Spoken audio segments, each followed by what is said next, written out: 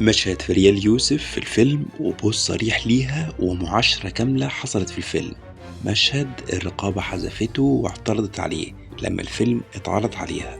الفيلم اللي بيتكلم عن فكرة غريبة جدا، وهي تحريم رسم الأجساد العارية، وكأن خلاص الأفكار خلصت في المجتمع وما عادش فيه أفكار غير الأفكار دي.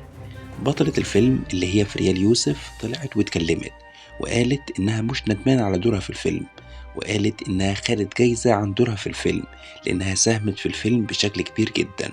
وقالت برضو إنها بترفض أي أفلام بيكون هدفها تجاري بحت، وإن مش هدفها الأفلام اللي هي بتستهدف جمع الفلوس وخلاص، وإنها كمان لسه محققتش حلمها في السينما، وبتهدف إن هي تكون النجمة رقم واحد في السينما المصرية والعربية.